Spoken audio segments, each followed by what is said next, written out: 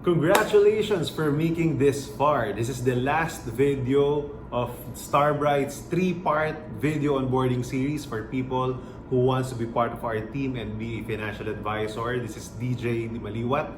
If you haven't watched the first 2 videos, you got to watch them first. So the link are in the description in this video. So in this video, we will talk about the team standards and expectations and also the next steps that you need to take in order for you to be licensed here in Film Life and be part of our team. So let's talk about the standards and expectations first. First of all, we expect 100% accountability, right? Meaning no blaming. You don't need to blame the company. You don't need to blame your manager. Don't blame your family members. No, don't blame the government. Don't blame anything. The faster you take accountability of your own actions and results, the faster you can be successful. So if there's a minimum standard, you gotta take accountability. Stop the blame, or better yet, no blaming. The faster you can be successful. Number 2, second thing that we want you to live by as being part of Starbright is consistent monthly producer. Being a consistent monthly producer, meaning every single month, meron kang benta, you are saving lives. Now, as I mentioned in the previous video, we are financial advisors. We should have, dapat may nakikinig sa advice natin every single month. So kung wala kang benta in 1 month, parang walang nakinig sa advice mo, di ba? Again, hindi ito kung kailan mo lang gustong magbenta. Right here, I wanna be clear, simula pa lang, that when you join our team, it's expected that you produce every single month, diba? Because this business has a lot of promise, and this really can change your life. And you also got to put in your commitment as being part of this team. Alright, so number three is joint field work. You schedule joint field work with your manager. You schedule joint field work if you're a manager with your recruit. Diba? That's a practice here, especially when you are new. Diba? So we are here, our commitment is to really help you and train you to be the best financial advisor that you can. So don't be afraid and don't hesitate to ask your manager or the person who invited you to be part of this team na isama ka o samahan ka sa JFW. Also, this is also a test na kung talagang gagawin mo yung trabaho. So even if you're not yet licensed, you can already invite some of your clients, your prospects, to set an appointment, and then we will be the ones to present for you and with you para natututo ka. Then of course, kami din naman talaga yung may karapatan to really present at first, di ba? Kasi syempre, we are the ones who are licensed. Right? So that's what you expect, and even though you're licensed already, sometimes it's also a best practice you have to have one of your co-financial advisors, dalaw kayo, and then you just split the commission. But the fourth thing is that we expect your attendance and engagements in our meetings and events. So meaning, when we have different meetings ng team mo, ng buong agency, or we have different events, may mga training programs, we expect you to attend most if not all. Diba? So hindi naman pwedeng puro benta lang din ang responsibility mo rito. We expect you to always show up, be part of the team, because dun ka rin talaga matututo. The faster you feel that you're part of the family, the faster you can really be successful. Mag-shoot up yung success mo dito. Bukod sa siyempre natututo ka sa mga naririnig mo with all these the learnings, the stories, different people's experiences, you will learn from them. Number 5. The fifth thing is you got to also invest in your growth. Continuous education dito. Hindi naman porke tapos mo na yung training ni Film Life. Sometimes you also provide then training for our agency, our team. You can also still invest in your own training, whether paid training ng team natin, meron tayong guest speaker that you need to contribute as well, or trainings from the whole industry outside the organization. No? May marami tayong mga training like the RFP, something from the LUAP, the different organizations, MDRT, you can also, pag nag-qualify ka, pwede kang umattend din ng mga different conventions. Gamma convention, when you're a manager, you can also do that. So invest on your growth, because the bigger your container, the more learning that you have, the bigger your income will be, the faster your success will be. Right? Number six is we expect you to have at least 10 presentations in a week. Because hindi naman lahat yan mako-close. No? Maybe pag bago ka, 10% batting average, 10 is to 1. No? So parang sa 10 kausap, isa yung mako-close, di may benta ka at least once a week, nakaka-4 ka in a month. So that's a very good business. When you become better, so sa 10 mo, nakaka-2 or 3 ka na, diba? As you gain more experience, you gain more confidence. So, pero wag mong babaan yung activity mo. Diba? That's the expectation here. If you really want to be super successful here, if you want to reach the pinnacle of success of a financial advisor, be an MDRT, be a great manager and a business owner here in this business, you got to have continuous activities. Even when you're a manager like me, I manage people, I train people. Anong ituturo ko kung hindi ako nagbebenta personally, diba? So that's why I still sell so that I can teach and relate to what's happening. Example, diba, no, pandemic. So I gotta also enhance my skills in terms of online selling, social media selling, video marketing, so that the people in my team can also learn. So, that's also part of your responsibility.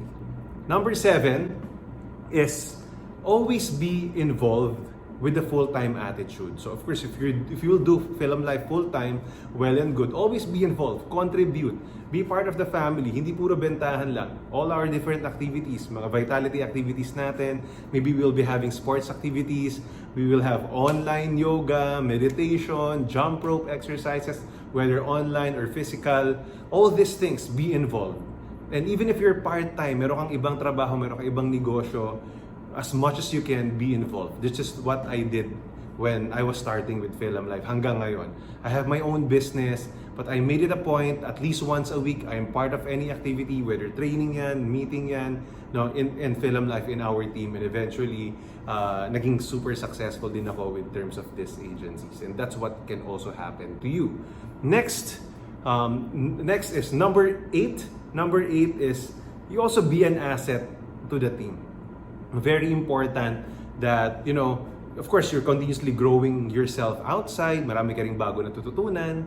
You're applying what you're learning. Share this to the team as well. We expect you to also share and train other people. Be an asset kaysa maging liability ka.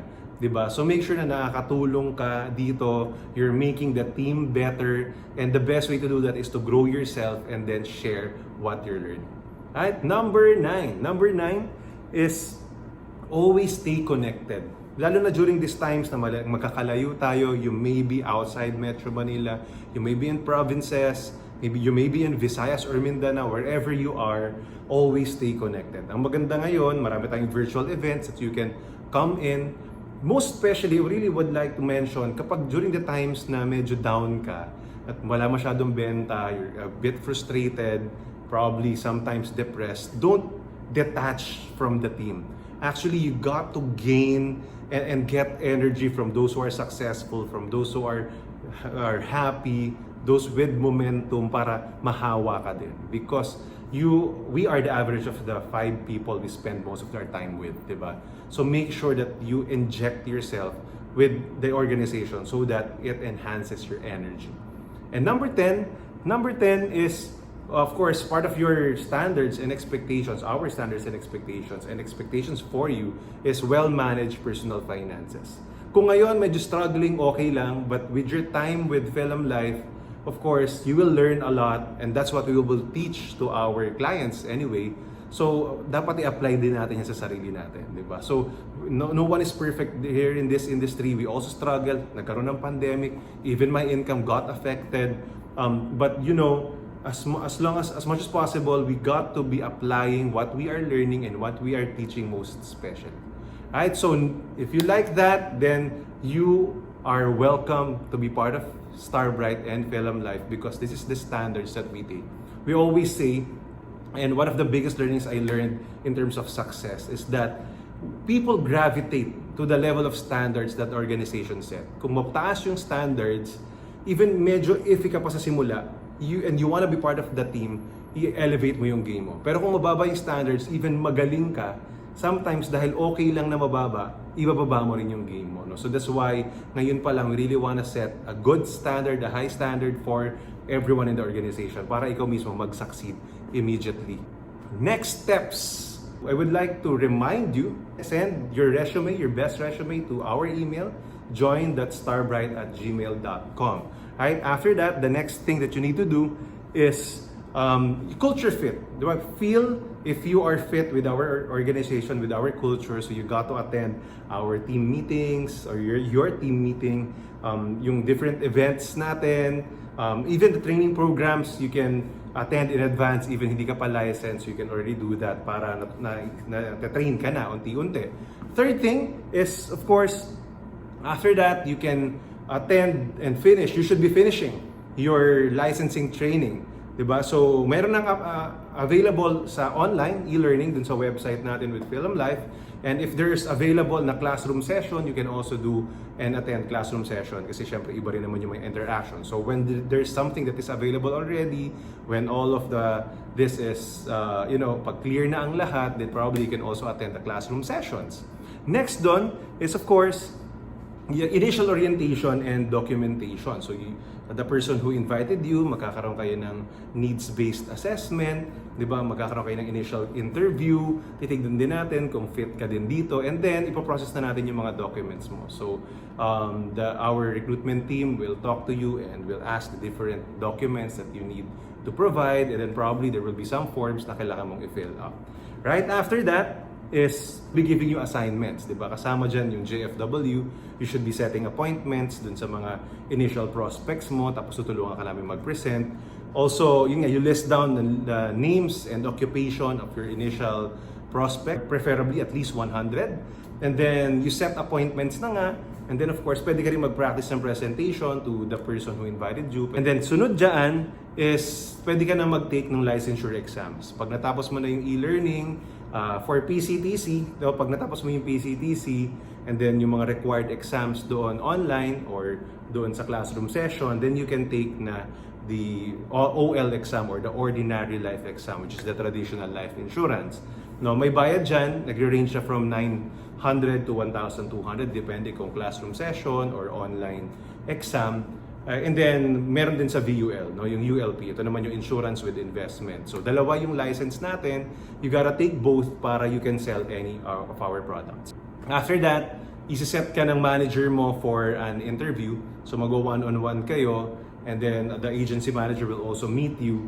Magkakaroon tayo ng getting to know, and at the same time, testing, no? Kumbaga, gauging if you're really fit to this business and to the organization. Then, if you will be licensed, you will be ready for that, then the Film Life licensing will cost you about 3,500 plus yung mga konting notaryo. So, a little less than 4,000 pesos probably. Then, after that, license ka na sa dalawa, then of course, you've got to start setting appointments and saving lives, diba? So, yun naman ang trabaho natin dito.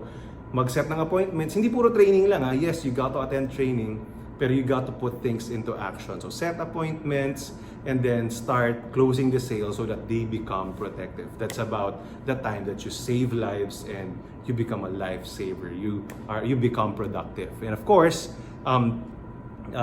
lastly, post-licensing training. Pag license ka na, hindi na doon natatapos yung training natin. In fact, mas marami tayong training na kailangan pang tapusin kapag licensed na tayo. No? So, especially the products, the other training programs, wherein you will really learn more about Film Life and about the process, about life insurance, everything. It's really interesting. And ang maganda rito, nasa e-learning na yung mga kailangan lahat, and then there's more different training that halos weekly meron na kinoconduct yung company and then our team. So just be active in our Facebook groups, in our workplace groups, be active with your team in your group chats because you will be updated. If you like what you've heard, alam mo na kung ano yung gagawin next. The next step is to again go back to the person who invited you and tell this person that I'm ready. Put in these words, type in, tell this person I'm ready, because at least you know that you buy in to our vision, you buy in to who we are as an organization. Yes, medyo mataas yung standards natin, but we also want you to elevate your game para maging successful ka din. So tell this person, I'm ready. And again, lastly, send your resume to our email address, join.starbright@gmail.com, and don't forget to mention the name of the person who invited you. So I congratulate you for finishing this video series. Alright, this is our orientation for people who are about to become our team members. So this is DJ Di Maliwat. It's my pleasure to be with you for the past 3 videos. I hope to see you in person. See you again soon.